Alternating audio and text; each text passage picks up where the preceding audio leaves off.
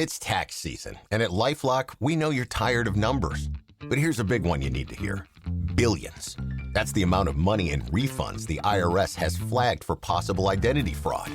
Now here's another big number. 100 million. That's how many data points LifeLock monitors every second. If your identity is stolen, we'll fix it guaranteed. One last big number. Save up to 40% your first year. Visit lifelock.com/podcast for the threats you can't control. Terms apply. Are you a lifelong fan of General Hospital? Are you a new fan who wants to know more about the history of the show? Do you enjoy talking about the show with others? Do you find yourself yelling at the TV? Is your self-care an hour a day in Port Charles? If so, we invite you to join hosts Amanda Kimmel and Shannon Coach at the place where all the hidden conversations take place and secrets are revealed. Meet us at Pier 54, a General Hospital fan podcast. Hello. Hi. Welcome to the General Hospital recap for March 25th through 29th, 2024. And guess what? This episode's being released on April 1st, 2024. That's insane. That is our 5-year anniversary, and it's the same day of the week that we released. So this is actually, well, I don't think we did a recap for our first one. I think we did our intro. I think it was like a combo, wasn't it? Probably. It was. Do we dare go back and listen? I feel like it was a combo. I don't want to go back and listen. No, I don't want to go back and listen, but I think it was a combo, like get to know us, but also discussing that week to kind of, this is what we're going to do. Right. Okay. So, and I can't go back to like the very beginning. Okay. That would take way too long because we are at 530 episodes.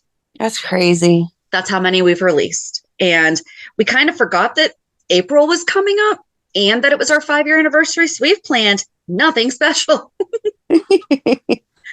But we are talking about the minor mob families on this upcoming Port Charles 411.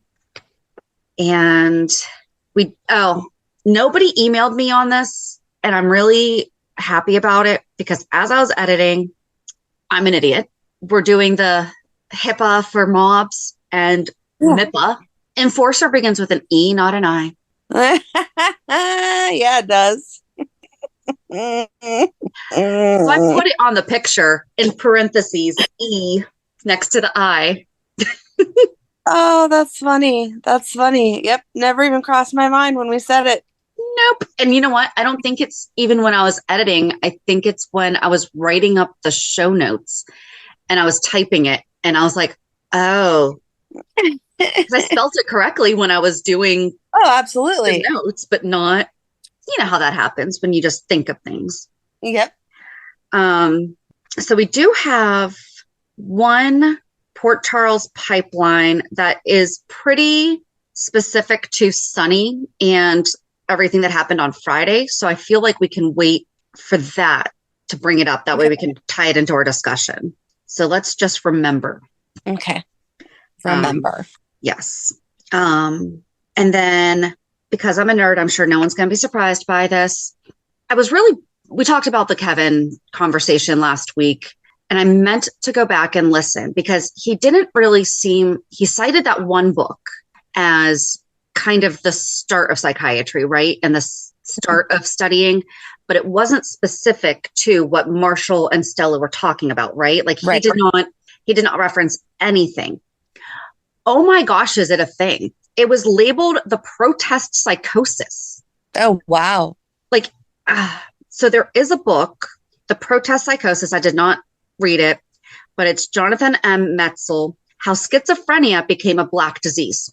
Oh my gosh. I mean, that is the most clear title, that this really, really was. I mean, we talked about it, they're 4 times more likely, we read that, but I mean, this is a powerful encounter of how cultural anxieties about race shaped America's notions of mental illness.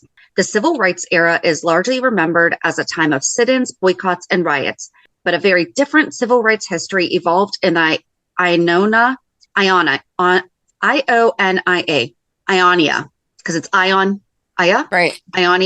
State Hospital. So again, it is a specific place too for the criminally insane in Ionia, Michigan. If you are from there, I am so sorry that I am probably mispronouncing it. In the protest psychosis, psychiatrist and cultural critic Jonathan Metzl tells the shocking story of how schizophrenia became the diagnostic term overwhelmingly applied to African American protesters at Ionia for political reasons as well as clinical ones. Expertly shifting through a vast array of cultural documents, Metzl shows how association between schizophrenia and Blackness emerged during the tumultuous decades of the 60s and 70s. And he provides a cautionary tale of how anxieties about race continue to impact doctor-patient interactions in our seemingly post-racial America. That's ridiculous. Yep. And then psycom.net has an entire article from February 2022. Why aren't we talking about schizophrenia in Black people? And it talks about how it was. This is actually how I found that book. But it talks all about what we got wrong about schizophrenia, how it became that, how it got tied. And it's because of the protests and everything. So instead of listening to them, right, they just label them as mentally ill. Correct. The same. I mean, they did that with women, and that's why they were prescribed Valium. It was right. It's not postpartum. They're blah blah blah. Right. And then there's other articles that I guess this Jonathan Metzl guy is really big in this topic because he's referenced in another from segregating schizophrenia from July 2014. And it talks about prior to the 60s, schizophrenia and associated diagnoses had been primarily for white women, often ones who exhibited emotional dissociation, not violence or other symptoms. Yep. So yeah, it's even more than what Kevin said. And it's I'm really sad that they didn't bring up, this is a very specific state and hospital that they are talking about in all of these articles. Right. I wish maybe they will though, because they didn't hit on it this week. We didn't see Marshall at all this week, and Stella was busy with Dante and Curtis was busy with Laura. So maybe that'll be part of next week's conversation, that Marshall will say, I've done my own research to start understanding this and really working through it emotionally. And I see I'm not the only one, unfortunately, that's gone through all of this. Yeah, because I did look up, we don't know where they're actually from. Right. So I kind of want them to be from Michigan. Yeah, that would be perfect. So, no, because he already knew. They must be from New York. Never mind, because Kevin said the doctor you saw had a reputation about him. So it must be someone that Kevin is at least familiar with in this. I feel like this specific case that I found, or the hospital, is a known thing. Mm-hmm. But it sounds like that specific doctor is probably just local to. Darn it. We are so good at certain subjects, and then other ones, it's like they just drop the ball on any research. Right. No, I'm going to have faith that they're going to pull out some more information. But yeah, I feel like this is such a sensitive topic that they can't just stop here. Why would you even bring it up if you were just going to stop here? Right. And I feel like that's what they were maybe trying to do with Kevin even starting to give that history or whatever. But yes, he was talking about a fictional real doctor, or a fictional doctor. Right. There's a real case here, and it could say maybe this doctor came from Michigan. Right. Maybe we made it where this doctor came from Michigan and he had been working in the Ionia State Hospital. I don't know. Right. Maybe he got disciplined there, and so he had to move on to New York. Okay. And redo his research there. Okay. Or maybe some of his peers also. Yeah. They need to do what we said about going through the files and trying to reach out to these people too about, hey, you're probably not schizophrenic. Right. It's, yeah.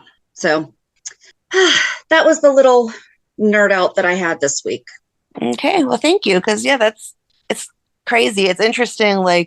I want to know more. But at the same time, it's one of those things where you're like, really?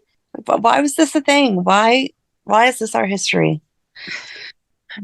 That's an excellent question. That's a whole nother podcast. Well, kind of on the same subject, though, I'll just give a tiny reality check. I was speaker for one of my meetings this week, and I talked about how there are issues with people with disabilities and housing. And I touched on, I said, so many people are always like, this is a new thing, not just autism, but like, the number of people that have any kind of mental health or disabilities or whatever. And I said, one of the ways is because the diagnoses have all changed, like very much like this, it was one thing and then it became another thing. And so other people were getting diagnosed, but autism and or other mental health differences. And then I said, but the truth we don't really talk about is the fact in 1907, there was the Immigration Act in which children or anybody, including children, that was seen to have, and they used colorful language like being idiots, feeble-minded, physically disabled. They used other words. But those were I can't think of the words that they used, but I just remember the idiocy and feeble-mindedness are two words that they used, including children were not allowed into the country. And the ship's captains were the ones in charge. So they had to leave them at their original port or country. And if they made it here and then we found that they were not fit to be here, it was the captain's responsibility to transport them back on their dime. Oh my God. And so that was 1907. And it really didn't become actually fully phased out until the 60s. So think about that time. Think about the people that are having the kids now, it's all those things. And so they started doing things like, maybe we shouldn't be ripping kids away from their parents. And if they have money, maybe we should let them in. And then, oh my gosh, how do we actually know that they aren't, quote, smart if we don't do an IQ test? So they would do things like that. And they very, very slowly. And then I brought up, you don't see them in the workplace because in 1938, they was signed into law that they were allowed to be underpaid. And it's still a law. It's being, quote, revised right now, but it's still a law. They're allowed to be underpaid. And then I brought up the institutions. I'm like, and even when we did finally allow them here, parents basically kept their kids at home if they weren't the picture perfect, whatever. Right. Or institutionalized them. And I said, in Pennsylvania, we just closed our most popular institutions last year, one of which had been under investigation since 1973 for things like putting people in cages, putting 100 people in a room to sleep, tying them to their beds, not allowing them to go to the bathroom. 50 years it took to close that place down. Right.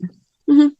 So that's why you didn't really see them. We weren't allowed to. Right. And the equal education, that wasn't even a thing until 93. So what? I was in middle school before somebody with an intellectual disability had the right to the same education I did. Wow. Mm-hmm. So that's the real answer. So that was fun. And I was like, so this is why housing's now an issue, is because they're allowed to be in public. Right. Just horrible. Wow. Our history is messed up. Yeah. Okay. This is not that podcast, guys. Sorry. But that was something that I did this week. And I was like, oh, wait, I actually just talked about this the other day too. All right. On a lighter note, let's go to Hulu headlines. Okay. Do you have anything? Nope. Okay. So on Monday, Jason tells his story. Elizabeth is overcome with emotion. You and I both have the same confused look on our face. Oh, we're doing Zoom today because we're doing first thing Saturday morning because of Easter weekend. Stella comforts Trina. Michael is cautious and Jake is furious. On Tuesday, Anna is stunned. Carly is determined to get to Jason. Ava comforts Sonny. Curtis is suspicious. And Gregory's symptoms become more pronounced. I didn't like that. No. It came out of nowhere. It was, okay, anyway. Wednesday, Sam and Jason come face to face. Danny and Jake argue. Anna offers a surprising proposal to Dex. Trina makes a heartbreaking confession, and Brook Lynn shares a message. On Thursday, tempers fly at Jason's arraignment. Carly and Alexis are surprised. What? Carly and Alexis are surprised?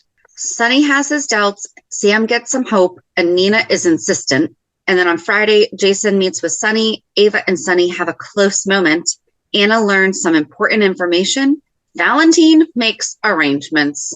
Mm-hmm. I can't wait to hear your thoughts on this. I am so mad at him right now. So mad. Olivia, Danny, and Rocco rush to Dante's bedside. Okay. So where do you want to start? I feel like we should just get the add-ons. Like Finn and Chase talking to his dad. I don't know why that was thrown in the middle of this. Mm-hmm. It just didn't fit this week. So and it's not like we saw Brook Lynn talking about it when she went to see Jason or anything like that. So it's not like the repercussions from it spread. Right. It's not like it led to another thing. Yeah. No, it's just its own little thing that they were getting off the elevator after seeing his doctor. And Chase was like, oh, what's wrong? And Gregory kind of put his foot down with all of them and was like, hey, listen, I know that stuff's changing. Like, I'm the one going through it. You guys need to follow my lead and stop babying me because I want to be as independent as long as I can be. And so then he goes to get an Uber and go home by himself. And Finn's like, hey, you guys might want to move up the wedding. And Chase is so cute. He's like, but Brook Lynn already did all this work, blah, blah, blah. And she's equally cute and is like, no, all that matters is that your dad's there and that he's enjoying himself as much as possible. And as long as I get to marry you, I don't care. And that was like it. I really liked it because Brook Lynn was like, yeah, all that stuff I would love to still do, but it's way more important that your dad's there. You know, she's like, we're not going to remember, you know, the little things, you know, but she's like, you remember who wasn't there. Right. And I liked that she said it wasn't just about him being there. It was about him, like, still being able to enjoy himself. Like, she wants to see him dancing with Violet, and that kind of stuff was what came across. Yes, absolutely. They are cute. And she's not gonna worry about wearing Lila's dress anymore. Yeah, I feel like somebody's gonna come along and like put that together for her. Mm-hmm. I hope so. You know who would be great at doing something like that would be, I don't know, maybe her godmother. Maybe. Brenda. Is Brenda going to mess her goddaughter's wedding? I don't feel like she should, but no. Who knows? And where Brenda was close with Lila, she could definitely shape that dress to be Brook Lynn Lila. Right. And she's like into all the fashion and stuff. So right. I'm sure she has a seamstress on hand. She could fly in with her and they could get that thing together in just a matter of hours. Yep. And then Curtis and Laura, I felt like, was kind of misplaced also. Like, Laura's looking for some comfort because she's worried about Heather. She feels weird that she's worried about Heather, but we never hear anything else about Heather. Like, we don't know if she made it through surgery fine or what's going on. Right. I don't know, but it occurred to Curtis that Jason may have shot him intentionally. Right. Like, is that what I was led to believe? Yeah. Okay. Because Sonny ordered it. Right. Why would Sonny want to order? No. I don't know. It's like they all lost their minds this week with their ideas. Like, I don't know what Curtis is thinking, but no, Sonny didn't order a hit on you. Like, no. Why would he? And we'll get into all the Sonny conversation about Jason and all that in a minute, but all of his ideas were also irrational. And I was like, what? Where are you guys? Did we all forget the past? Like, what are we doing? Well, okay. Are we okay with a transition using that? Sure. Well, Jason doesn't remember the past as Jason Quartermain, but John Cates sure as heck does and manipulated it. Oh my gosh. The very first thing I wrote down when it was before they even brought up, when Anna brought up, you guys fell for the same girl or something. I wrote down, I was like, Jason Morgan has no memory of Jagger or John Cates. Nope. And I don't know why I wrote that down. Like, I wrote down earlier in the week when he went to go see him at the PCPD. There was something that was said that I was like, wait a second, you don't know him. Like, you don't know him. And then, so John Cates went and questioned him and was like, why did you shoot the sniper? You know, things like that. Yeah. And then Anna was talking to John about high school, right? Mm-hmm. Oh, no. Anna went and talked to Jason and straight up asked him, did you shoot Dante? And he's like, no. He's like, okay. She's like, okay, I believe you. You know, I know that you wouldn't lie to me about that. And Robin's going to be relieved. And then she said something about, well, I'm surprised that you're working for him. I heard that you guys like went after the same girl in high school. And Jason's like, what are you talking about? I don't remember this. And exactly. Did everyone forget that I'm now Jason Morgan because I had that accident that erased all my memories of Jason Quartermain? Well, she was probably thinking that John introduced himself as who he is. That I think she was thinking John wouldn't have withheld that from him, but obviously did, because he was like, yeah, John Cates, whatever. And she's like, yeah, his name used to be Jagger.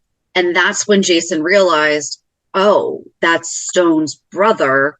Oh my gosh, he knows who I am. He definitely 100% manipulated this, again, without telling me that he knew who I was. Right. Because Jagger also doesn't know Jason Morgan. So he didn't know. But then he was telling Carly or Anna that Jason Quartermain I know wouldn't have turned into a killer. Yes, Jagger, or John, because he was in an accident. Right. Right. It wasn't the Jason Quartermain that you knew because he had a brain injury. Right. But just the fact that Jason didn't know that John and Jagger were the same person. He's been working for him since November 2021. And then I like that Anna had already caught on that something was up, though, because she was like, it doesn't make any sense that you would sit in here and talk to John for an hour with no counsel. But then when I start asking you questions, you're like, oh, I want my attorney. What's going on?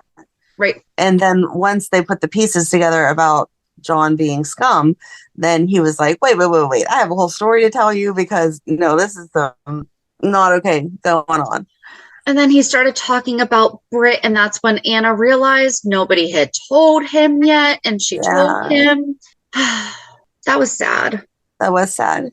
I did like that he was like, okay, so did they catch the person? She's like, yep. And he's like, okay, cool. One less person I have to kill. And then he started into how he's been working for Pikeman.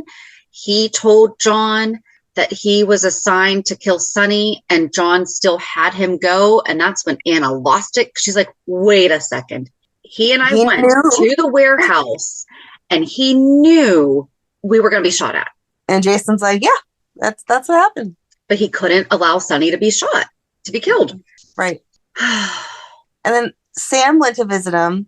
Carly went to visit him, and she wasn't allowed in. But Sam went to visit him, and she was allowed in. I'm not quite sure why, but okay. And then she goes on and on about, well, first I need to ask you, did you shoot him? And he's like, no. And then he admits that he's seen Danny, and she flips out on him and is like, you're no good for him. Stay away from him. Blah, blah, blah. I've raised him on my own. Like, once again, you don't know the circumstances that were going on. Jason would never choose to be away from his kids if he could help it. I just wish that he had said, I did not reach out to Danny. Danny found... Oh, did he? No, Danny found him, and he told Danny to leave him alone. And Danny said, did Jason tell that to Sam, though? Did Jason say, Danny found me? He did say Danny found me, but he didn't emphasize, like, I then told him, go away. Forget that you saw me. Do not come back here. And he insisted that he helped me. And that's when he went and got the medical kit.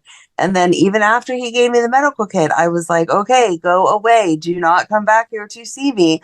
And he kept showing up because he's a teenage boy who has a mind of his own and is worried about his dad. And I told him not to tell you because that would have made you an accomplice also. Like, it wasn't about keeping information that I was here or whatever from you. You knew I was somewhere, but I didn't want you getting in trouble also. Right.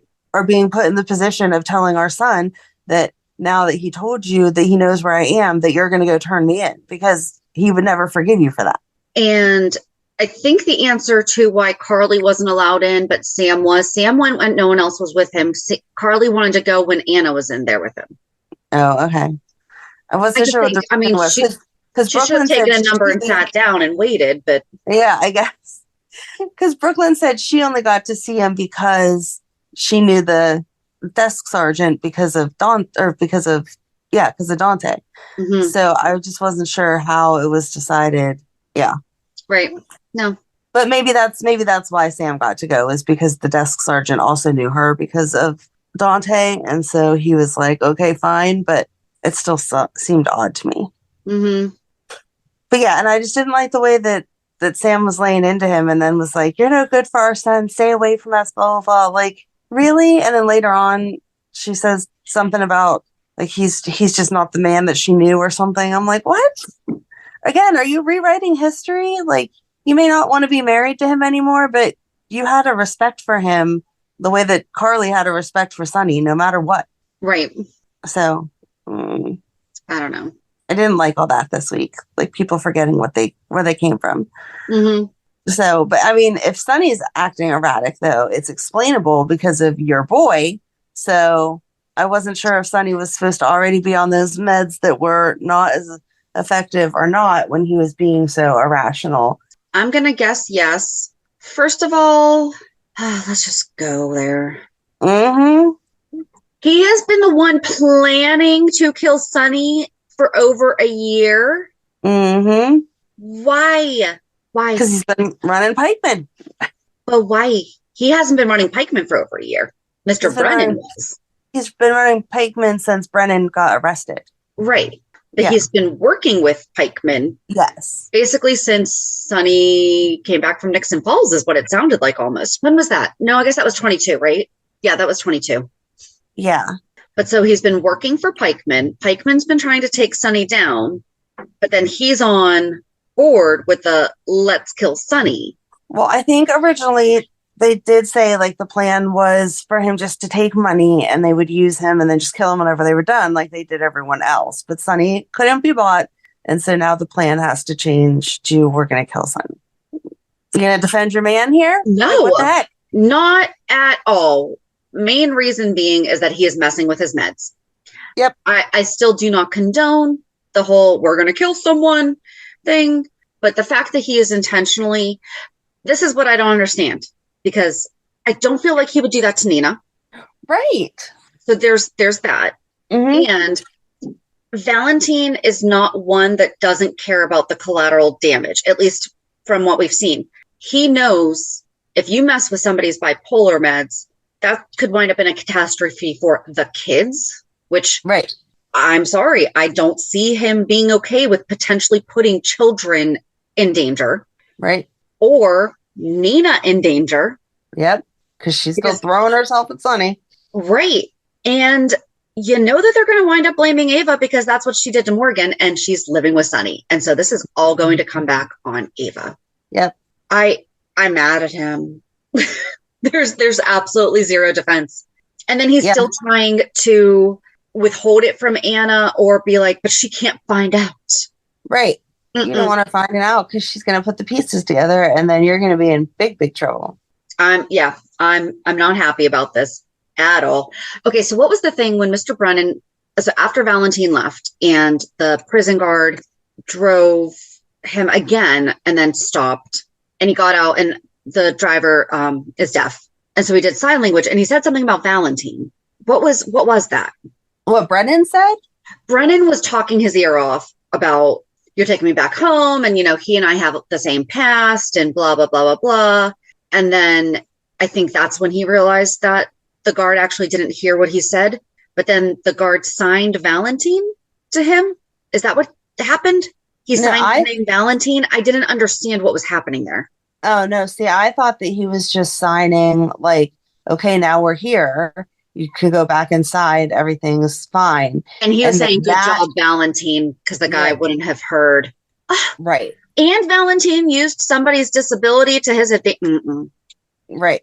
Right. Yeah, that's what I thought. That's what I got out of that was he had not realized that the guard couldn't hear until he signed that. And then he was like, oh, wow, he thought of everything, which was just gross. Okay, so I did not obviously pick up on that one until I just talked that through with you. Mm-hmm. So yeah, your man's a scumball. I really did tear up just because I was so mad at him. Oh God, that's funny. I just don't like when this stuff happens. You know? They're making him like a real bad guy because they're like, he even said like, if Anna finds out, man, I'm in so much trouble. I honestly don't know what to say.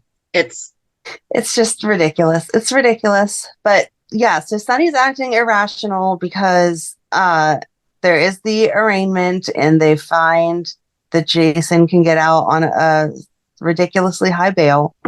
And so Michael, of course, posts it. And then Jason goes straight to Sonny to explain what was going on. And Sonny's in the middle of screaming at Carly about how he can't trust her and that she's probably been working with Jason secretly for all these years to take Sonny down. And she's like, what are you talking about? It's like, I had no idea he was alive. And why would we be trying to take you down? And then Jason gets there and he's like, yeah, I am working for the FBI as an informant because they had something on me. And like, he doesn't get into it, but he flat out says like, yes, I was protecting me. I did like that because that was also, yeah, Sonny, I'm back, but also I'm not really going to put myself at your disposal. I'm not. Right. And I don't feel like Sonny, okay, even though we just did the entire mob Corinthos, the Corinthos mob background. And, one time Sonny had a hit put out on Jason. So yeah, he did see him as disposable. I don't know. It was, so if you just came from the hospital and to see your son, from seeing your son who's been in a coma for a week and a half, and you thought your former best friend shot them, and you that best friend was now back in town and you had a bodyguard. Don't you think the bodyguard would be under orders to not let that person in? Right. And the bodyguard's like, hey, give him a nice big hug and say, welcome back. Special handshake, buddy. Yeah. Right. That was weird. Yep. The whole thing was just ridiculous. And then Ava, I was so disappointed with her too. Like, I know she's a woman that wants to get what she wants, but she saw the text message and didn't immediately tell Sonny and then claimed it as her own. Like, I called the hospital. This is what they told me. Oh no, you can't go visit him yet. Blah, blah, blah. Like, you don't think Olivia or somebody is going to be like, I text you the second that it happened. Right. 100%. And Sam would have called him instantly. Like, there was enough time for Olivia and them to get to the hospital and no one had said anything to Sonny yet. Like, that's no. Right. Just no. We're kind of going out of order backwards-ish. Sorry. No. Because then I was looking and it was, remember when John went to apologize to Carly and then that's when he said the thing about Jason Quartermain I knew wouldn't have done that. And, Jason Morgan's a different person and blah. She's like, yeah, Jagger. Right. Yes. That was so good. I loved it. Yes. That was beautiful. I forget exactly what the entire conversation was, but that was the general. Yeah. But yeah, he said something about just because you're not that person anymore doesn't erase that you were that person. And that's whenever she's like, yeah, Jagger, I know. Yeah. Boom. And then prior to that, Michael went to tell Sonny that Jason had turned himself in and Ava was there. And Sonny said to Carly, your son. Yep. I was so mad. So with everything else, yes, he could be mad and angry and people say things to someone when they're mad and angry and whatever, especially when they're lovers or ex-lovers, whatever. But he's not one to bring the kids into it. Nope. Even the adult children. But he has not been taking his meds properly. His meds have already been messed with. I would say that is probably the indicator. Right. Because no matter how much he's angry at Michael, he wouldn't disown him like that. He may not talk to him again, but he would not disown him. Right. So he'll call him Judas left and right, but he will not. Exactly. Jesus still loved Judas. Right. Judas just did him dirty. The Bible according to Shannon. Listen, I keep it simple sometimes, okay? He just did him dirty. Okay. It's the best way to explain it sometimes is just oh, funny. Anyway, but then Ava and Sonny almost kissed, and then the next night they did. Yeah. I just don't like if she wouldn't have touched his phone, I would have been totally fine with it. Mm-hmm. But once she touched his phone and then lied like she called the hospital, no. Right. No. Oh, and then earlier he was talking about how Sonny was saying something about, I guess he was saying stuff about like how he regrets his line of work now because that's why Dante got shot. And I said, you literally shot him one time. Right. And like 5 minutes later, he tells Ava, well, when I shot him. Yep. Or how about the fact that Michael got shot? Like, that was because of your business also. Right. And the kid's getting kidnapped. Like, this Dante being shot is the one that you're really regretting, but all that other stuff's just like, oh, it happened. And yes, Dante was shot because, quote unquote, but he was also shot because of his line of work. Right. So right. That could have happened to him no matter. Michael being shot as a child was 100,000% strictly because of Sonny. Yep. So Holly's email is, I have problems with Sonny. Don't we all, girlfriend? Sonny should just be as certain that Jason didn't shoot Dante as Carly and Michael are. Kristina should have at least as many doubts as Molly does. Oh, wait a second. Okay, so let's touch on that before we get into all of this. What? Right. Molly's like, I'm going to have a hard time prosecuting this. I don't know what to do. And Kristina's like, what do you mean? He's definitely guilty. And my dad said so. Like, what? You can't think on your own. You had your own relationship with Jason outside of your dad. He freaking saved you from a cult. Like, what? Well, and that's what everyone kept telling her. And she's like, no, it doesn't matter. My dad said he's guilty. And then she even asked Molly, wait a second, isn't you prosecuting him a little bit of a conflict of interest there? He's not, she's like, someone you're so close with. He's her ex-brother-in-law. Right. Like, that's beyond close. That's, yes. And and Robert thought that was a good idea because he didn't want Robin to be mad at him. Right. What, like, and Anna's like, it's okay. I understand. It's okay. No, it's not okay. Do your job. Right. Give another ADA. ADAs are multiple, right? I would think so. I think it's the district attorney and then there's multiple ADAs. I believe so. And even if there isn't, I feel like that's a case where you can call one in from another town or whatever and be like, right. Hey, this is a conflict of interest. I need your help. Yep. But then, so Kristina says that to Molly, but then when she's fighting with Jocelyn, and Jocelyn says, how is that possible? Isn't that a conflict? She's like, what? You don't trust my sister's ability to do her job? It's like, you literally just said the same thing to your sister 5 seconds ago. Yep. And then she tells Joss the exact opposite of what Molly says. She tells her, Molly says there's all this evidence. And Molly says, how do you have this evidence? Because the police don't. Right. I was on Molly's side for most of this until she started with her little quips. I will say I laughed so much when she said Mr. Morgan's rap sheet is longer than a CVS receipt. But that right there, it's like, oh, honey, you just lost you need to not say things like that. You say it to your friends. Right. And Diane saying something like that though, too. So never mind. I will take that back. Maybe she was just trying to be on par with Diane.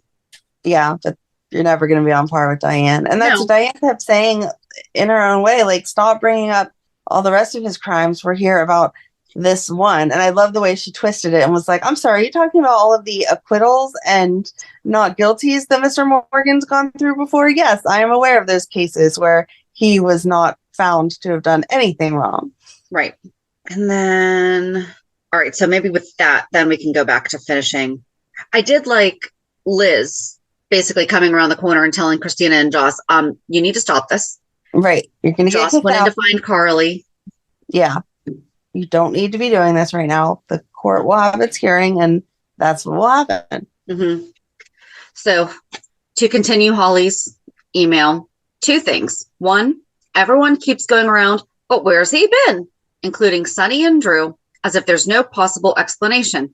Sonny was in Nixon effing Falls for like a year. Drew was missing and presumed dead for a couple of years. They of all people should be the tiniest bit curious as to Jason's explanation instead of acting like there's no possible explanation. Yep. And 2, as much as I'm enjoying the red hot chemistry with Ava and Sonny, which was good up until the phone, I can only hope Sonny knows something and is playing her while she's also playing him, because again, he should know Jason wouldn't do this and Sonny would never trust Ava. Right. But I do feel like his thoughts had just changed. He's grown to trust her. Yeah, but she's definitely helping the situation along by making little side comments of, I'm sorry you don't have anyone else that you can trust. I'm sorry that your best friend abandoned you. I'm sorry that your ex-wife didn't turn out to be who you thought she was. And Sonny even said, how did I ever love her? And I'm like, what? I know, that was another one. I'm sorry. Ridiculous. Yeah, that was another one. Ridiculous. And then Joss is working earlier. Like, it was the very first scene, I think, was Joss working at Kelly's. Trina came in and she's like, we haven't really spoken since Dex and I broke up. Are you okay? Like, her breakup with Dex. I thought Trina was going to say, because when she said something about, I just don't want to talk about it, because I thought she was basically going to tell Joss, you knew all those things about this guy and you're surprised and you broke up with him and my boyfriend just died. So yeah, right. I'm sorry. I'm just not in the mental space and capacity of being able to listen to you whine about something you've known for a year. Mm-hmm. But instead, she turned it to, did it ever occur to you that Jason could have been responsible for shooting Curtis? Yep. And definitely a misguided idea, but I liked that she had reason to be like, you're going on about a boyfriend that you broke up with. I kind of have more stuff to deal with here. Right. But then Trina goes and supports her at the trial. Yes. But after she was kind of dodgy with Joss, she and Stella talked outside of Kelly's or Bobby's. And are you sleeping? No, I'm not sleeping. Oh, okay. You like laid down and had your eyes shut. I'm like, wait. I'm not asleep. No, I had my contacts in for a birthday celebration, and alcohol is very drying, and I have dry eyes to begin with. Oh. And so my eyes are owie. So I'm totally with you. Okay. You're not putting me to sleep. I'm like, okay, we'll talk about something else. I should do that when you bring up Nina. Sorry. I actually did not write anything down about Nina, so you're going to have to carry that one all your own. Oh, okay. But I forget really what Trina and Stella talked about, but Stella was like, so were you just really going to text me and cancel? Because she just wasn't, because she was talking about Joss, right? And yeah, she was just basically saying how she just doesn't feel up for anything. She's still really sad. She's still really upset. And Stella was like, yeah, and those are normal feelings. Like, there's not a timeline here, but you should also try a little bit to not be quite so sheltered, because if you let yourself, you can sit in this depressive mode for way too long, and your friends are here for you. So, you don't have to do anything you don't want to do, but try not to cancel all your plans all the time. And she did say about how they had the memorial, but it really wasn't enough because, his body wasn't actually there. And then she went to Spencer's gravesite, and she's like, even though I know you're not here, but this is the best we can do. Did you see whose grave he's next to? No. He's next to Ruby. Aww, that makes me happy and sad. I know. See, like, they pay little details like that. Right.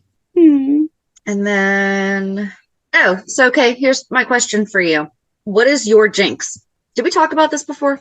I don't think that we have. I was not into the whole jinx thing. Like, I did not do that. So my understanding is that the other person, it's jinx, and then you have to buy me they say soda, which is probably why I don't like it, because it's not soda, it's pop. So there you go. So that's what my kids say, and both of my kids say soda. I don't know. Yeah, it's something from you. No, I have always said I have not always said pop, but for as long as I've lived in Pittsburgh, I've definitely referred to it as pop. So I have no idea where they started calling it soda, because I know that their parents. Their parents. I know that their dad doesn't. So I don't know. Huh. But I grew up where it was, you say the person's full name 3 times. So the full name, first, middle, and last. And it's like, haha, I don't know your middle name, so you're never going to be able to speak again for the rest of your life. Haha. Oh, okay. Just curious about that. Anyway, real subject.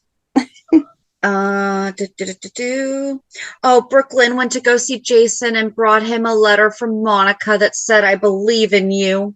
That was very sweet. And I like that she re-explained again, to him, Monica is not okay, but she is okay. And so she's not here because it would be physically too much for her. She is in a wheelchair, but she's on the mend. Right. She wanted you to know she's thinking of you. Here's a letter. Right. So that was good. And then I have Anna did believe Jason, which we already talked about, but then she offered Dex a job at the PCPD. Yeah. And he again is like, so did you think it over? Now you're going to arrest me? Blah, blah, blah. And she's like, no, I told you before, I'm not trying to get you killed, but maybe you can work here and we can like figure something out. I have a genius plan. This is all going to be wonderful. So on to, God. I was just going to say, I'm like, Jake wants Jason to be arrested and go to jail. And Liz is like, yeah, the boy's gotten a little bit of a scuffle. Yeah, that would be hard thinking, like one of you thinking that your dad shot the other one's dad. That would be difficult. Well, we never really see Danny and Jake as brothers. We see Jake, Cam, and Aiden. Right. And Danny and Rocco. Right. We don't see Jake and Danny being brothers. Right. But there had to be some punches thrown this week over it. I liked everybody's response was basically, all right, so you probably shouldn't have done that, but we definitely understand the... Right, exactly. Okay, now say you're sorry and move on. Yeah. But then on the Nina stuff, Nina didn't do much this week other than whine again about she showed up at the courthouse and Carly's like, Sonny's not here. So if you're here to try to see him, then I'm not sure what you're doing. And she was like, I still love my husband and I still care about his family. And then the trial happened or the arraignment happened. And then Drew is like, hey, Alexis, did you hear the news? And she's like, what are you talking about? And he's like, I have good news for you. Nina's not going to be she will be your editor, but she won't be around to be the editor as much, blah, blah, blah. And that's whenever Alexis was like, welcome back to the being forced to work with Nina, even though you can't stand her team. And I was like, yes, that's exactly it. I'm so glad that you guys have a little support group because I feel like you need one because she's so annoying. Yeah. So annoying.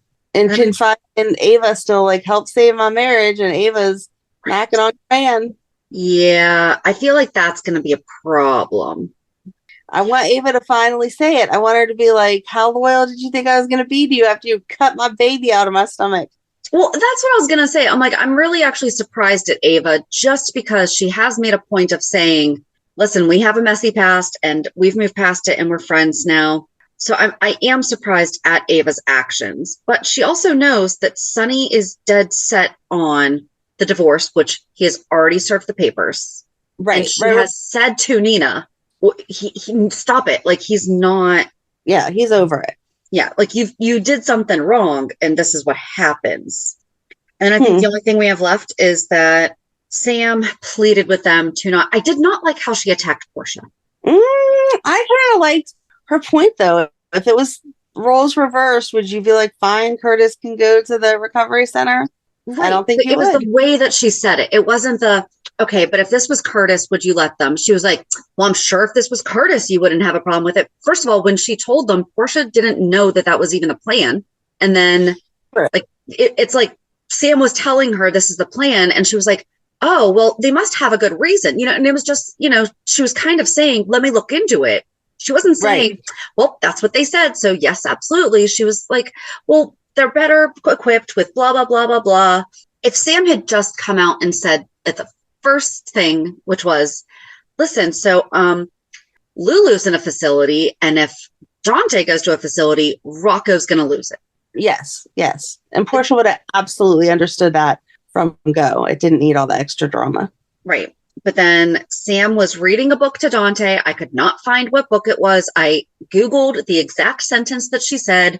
Not a clue. The only thing that came up was a lot of Bible verses, which it was not. So I don't know. Do you know what book it was? I do not. Okay. No. But then he woke up, and I'm kind of mad about the fact that he is Dante. I'm sorry. I know. I wanted us to be right and him to reference something from his childhood or his adolescence that we could be like, that's what Cody has done. Mm-hmm. I mean, maybe it will. Have Sam and Stella really never met? I think they met. I think they've only met in passing. It was more like a let's start over than a let's introduce ourselves. Okay. I was confused by that for a second. So yeah, that's what I think, because I'm sure they've been around each other. Like she said, Curtis is one of her best friends. right. So, but I just like Stella. I mean, we've always liked Stella. She does such a good job of reassuring people and being there for them. And she's like, I'm not saying that this, like, you shouldn't have feelings about this. I'm saying try to look at the other side. That it's not just a place where people go to die. Like, he'd get the best care.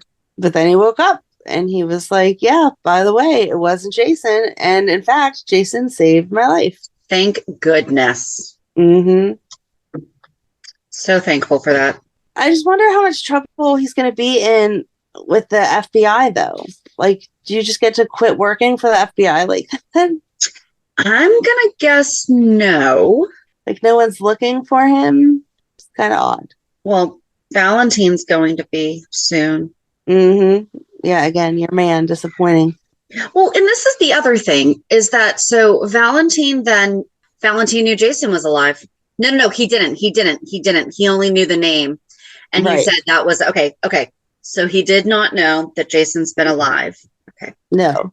But still, he knew that he was gunning for Sonny, as Nina had just married him. Mm-hmm.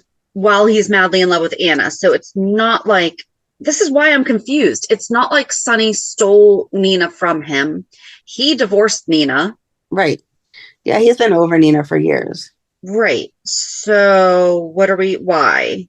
And Valentine has moved past being that type of Cassadine, we thought. Maybe once a bad Cassadine, always a bad Cassadine. I don't know. But I'm mad. I'm mad at him. We're not talking right now. So I'm glad you put your foot down. I did. He's mad. He's upset about it, but he'll learn. I'm sure. He will. Tough love. I think that's it, though. I think so, too. It was pretty centered on Dante and everybody. It really was. It was very focused on Dante and Jason and Sonny. Yeah. Oh, I did like when Carly brought him to Bobby's and he's like, oh, that's a nice touch. And then they had a little toast to Bobby. Yes. And he said, I'm sorry that I couldn't be here with you when you needed me. Yes. And she even gave the shout out to Liz and was like, Liz painted that sign. So, and then they remembered that there was rooms upstairs. Do you think I'm psychic? Is that why I have that painted? Hey, oh yeah, I have multiple rooms upstairs. Yeah. No. All right. Reality check. So what's your reality check? It was like an emotional week for me. The good stuff was Emily's birthday was Thursday. And like always, nothing can go the way it is planned. I swear, sometimes I live in a soap opera. Thursday night, we decide we're going to go to Dave & Buster's because we want something. She doesn't want to get like super drunk. She just wants to have a drink or two, but she wants to be like out, but she wants like the family around and whatever. So we pull into Dave & Buster's and, well, actually I was on my way to Dave & Buster's. I was driving her and like her friends, and then Ryan was driving himself and our other girls. So they beat us there, and Megan calls me as I'm like 5 minutes from there, and she's like, yeah, so they're not open. And I'm like, Megan, that's not funny. Like, we're 5 minutes away and it's Dave & Buster's on a Thursday night. Like, they're definitely open. And she's like, no, somebody bought out the whole place. And I'm like, that's not funny. They rented out the place. Right. I thought you were just saying that they got bought out. Oh, no. Sorry. somebody like rented out the place for the night. And I'm like, no, they would have had that posted, like private parties. They mentioned that or whatever. And so I'm literally 5 minutes. So I just go there to figure out what the next step is. And so we get there and Ryan's like, yeah, I walked up to the door and the guy was like, I'm sorry, ma'am, we're not letting anybody else in. Like 5 minutes ago, somebody came in and bought the place for the night, blah, blah, blah. And I'm like, what are the chances? Like, who does that? And what are the chances? So first of all, who was it? Secondly, I feel like that's not fair if it wasn't done at least 24 hours in advance. What if you had already been there? Were they going to kick you out? I think they let the people who were currently in there stay. Okay. But they were not letting anyone new in. And to compensate you, they gave you a coupon for buy a $20 card, get $20 free. But I was still like, no, this was like her 21st. And then I felt bad that we weren't there just 10 minutes earlier, because maybe it was somebody like with big money and they'd have bought her a couple rounds and it would have been like a great party or something. But like, what are the chances of that? Seriously, I told her you should go play the lottery, because that does not happen to normal people, that they have these birthday plans. So we ended up at the local bar, Carl's, which has yummy food and their drinks are way cheaper. And yes, they are. That used to be my place. Oh, I love Carl's. And they're even though they're a bar, they have a restaurant part, so you can take the kids. And teasing Madeline because they have like one of those tall like Jengas with the larger pieces that you can play, and they have like another game that you have to get your chip onto the other side. But then they also have the drinking game where you have to get the hook onto the other hook, and then you like move the shot back and forth. The circle, it's like the circle's on a string, and then there's a hook on the base, so you have to like throw it and hook it right. Okay. And then there's like a shot glass in the middle, and you move it over one every time you get it on the hook. It's normally a 2-person game, and then you move it over one every time you get it on the hook, and whoever gets it, and once you get to the end, you have to swing it one more time on the hook to say, yeah, you have to drink this, and then whoever beat you, the other person has to drink the shot. Okay. See, they didn't have that when I used to go there, because I just realized that was when I worked at Damon's. That's where I went after work. Well, so that was 20 years ago. Yes, we'll have to make a night of going there again. But just for everyone that is concerned of why my 11-year-old knows how a drinking game works, apparently it's on TikTok, because she picked it up and was like, this is how you do this. And I made the joke, like, how do you know how to do this? And she was like, oh, it's on TikTok. So we do not own the game. She is not playing drinking games. But also, why is she looking up drinking games on TikTok? Madeline, what you doing? I'm not. It's just on the For You page. Just on the For You page. So we'll have to look at what you're looking at there. But anyway, we had a very nice time at Carl's. And so last night we ended up going to Dave & Buster's. It was Megan's birthday, but she still wanted like the family friendly whatever. And she wanted special cupcakes from Oakmont Bakery that we talked about last week. Is a local bakery that's yummy. So she got her special cupcakes and all of that was good. And then tonight we're going over to my mom's to celebrate Megan and Matt's birthday, because Matt's birthday is tomorrow. So that was all the good stuff. Good week. Oh, and yesterday Megan had complained that I wasn't off for her birthday the way that I was off for Emily's birthday, which was just the way my schedule fell. I had not requested off. So I ended up taking off yesterday, but of course then she was like, oh no, I'm going out with Emily. I'm going here, blah, blah, blah. So Madeline and I had a nice little day where we went and got the cupcakes, and then I took her to Sky Zone, and she got to jump some energy out. So I just watched. I was not participating. But the bad part of the week was I went on Tuesday to have my car looked at because I had said somebody rear-ended me a couple weeks ago, blah, blah, blah. I'm thinking, no big deal. They're going to be like, yeah, you need a new bumper, whatever. The guy comes out, takes one look at my car and is like, yeah, you should not be driving that. The frame is bent and most likely your car is totaled. So I went back the next day because he said, your car when I did 2018. Yes. Oh, yeah. So, and it's almost paid off because I think I took my loan for a year longer than you took yours. So it's almost paid off. And it was like the first car that I bought, like all by myself. I didn't need my crappy ex to be part of it. Like I did it and I was so proud of myself. And we were coming to this end of the loan and I was like, woohoo. And then the stupid guy rear ends me. And like I said, I thought it was like nothing. And then the adjuster guy was like, yeah, no, this is bent and you see this here, this is super expensive, blah, blah, blah. So I had to take it back the next day and drop it off and get a rental car and stuff. And he called me like less than a few hours later and was like, yeah, I just submitted the claim to your insurance because this is totaled. And then the extra crappy part is the person that hit me had insurance. So they're like, you can go through yours, but you have to pay like your deductible and whatever, or you can go through theirs and you don't pay anything. So of course I want to go through theirs.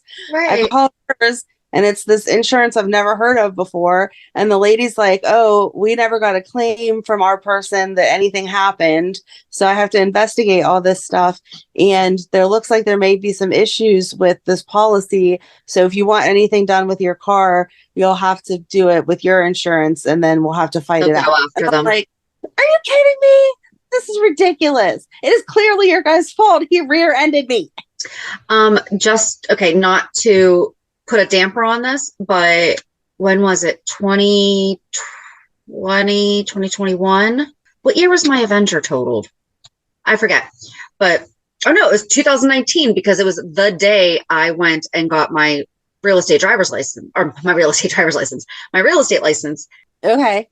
My son was taking my daughter to her social group that night because I was going to be a witness for somebody's divorce. And so he's like, no problem, I'll just take her. It was the first time he was taking her. You know, they were all excited, or my daughter was more excited. He was more nervous. And then they wound up getting hit and totaled the car. So then my husband gave him his, because we had no car payments at the time. Well, no, we had my Mazda, which I actually paid off a few years ago. Yay. But that was used. My Avenger was the first car I ever bought completely by myself. It was brand new, like all the same things. So, I mean, I had it for how long? It was 2008. So 11 years. Yeah. And so JD gave him his Suzuki Forenza. That was like a 2005. So we took the money from mine being totaled and put it towards, he found a Suzuki X7 or something like that. It was like a little SUV. We only had it for probably like 2 or 3 months because he was turning left onto Verona Road, and someone without a license ran a red light and hit him. And they wound up saying that it was JD's fault. That he was not, that the guy who was driving without a license, I'm sorry, even if all other traffic things, he hit him. Like he hit him. And yeah, so that's why we only had that. And we only had it for like 2 months. That's because it was a used car. I mean, we got it for like $3,000, but still, he loved it. And then, oh, I'm so sorry to hear that. I'm just so mad. What? And another bad part of our week is that Ollie hasn't been back for a month now. Yeah. It's been almost a month. Yeah, Oliver the cat is still missing. Has it really already been a month? It has. It's been a month. So. Oh, but yeah, because it was March 1st. So it'll be on Monday. But the good news is the other cat, the not Oliver cat, he went and got fixed this week, and they tested him for leukemia and all that, and he is a healthy, good cat. So we don't have to worry about getting anyone else sick. And he likes to sleep with me. And he likes to sleep. Madeline joined us in case no one caught on. She's not been here the whole time.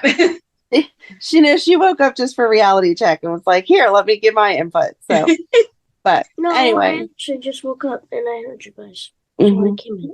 All righty. All right. Zip your lip. You just woke up. Shannon's turn.